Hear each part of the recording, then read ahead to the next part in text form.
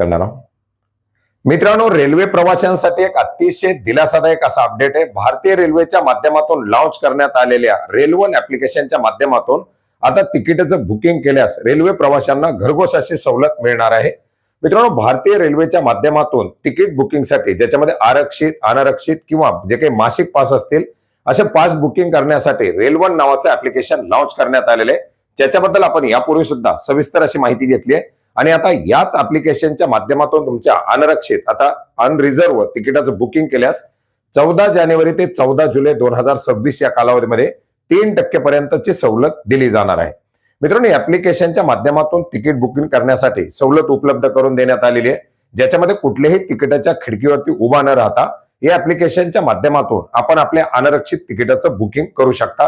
रेल्वेचं time table पाहणं असेल किंवा तुमच्या रेल्वेच्या तिकिटाच्या PNR चे स्टेटस पाहणं असेल, प्रवासाच्या दरम्यान आवश्यक असलेलं जे काही अन्न आहे ते मागवणं असेल, अशा प्रकारच्या विविध सुविधा या रेल्वे ऍप्लिकेशनच्या माध्यमातून दिल्या जात आहेत।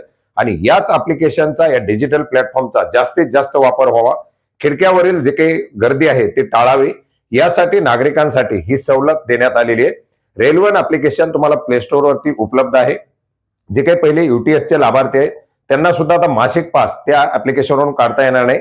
जुनी तिकीट सुद्धा आता रेलवन वरती जे काही जुने पास आहेत ते सुद्धा रेलवन वरती ट्रान्सफर करण्यात आलेले आहेत आणि आता इथून पुढच्या दिल्या जाणाऱ्या सुविधा या रेलवनच्या माध्यमातून दिल्या जाणार आहेत। आणि याच रेलवनच्या माध्यमातून अनरिझर्व तिकीट बुक केल्यास आता 14 जानेवारी ते 14 जुलै या कालावधीमध्ये 3% पर्यंतचा डिस्काउंट दिला जाणार आहे। तर मित्रांनो, अशा प्रकारे रेल्वे प्रवाशांसाठी एक दिलासादायक असं आणि महत्त्वपूर्ण असं अपडेट होतं। हे ऍप्लिकेशन आपण गुगल प्ले स्टोअर वरून डाउनलोड करू शकता। याची लिंक आपल्याला व्हिडिओच्या डिस्क्रिप्शन बॉक्समध्ये सुद्धा देण्यात आलेली आहे। याच्यामध्ये रजिस्टर कसं करायचं, लॉग इन कसं करायचं, याच्यातून तिकीट बुकिंग असेल किंवा इतर सुविधा कशा वापरायच्या, याच्याबद्दल जर परिपूर्ण अशी माहिती हवी असेल तर तरी देखील नक्की कमेंट करा। त्याच्याबद्दल सुद्धा आपण नक्की माहिती घेण्याचा प्रयत्न करूया। धन्यवाद।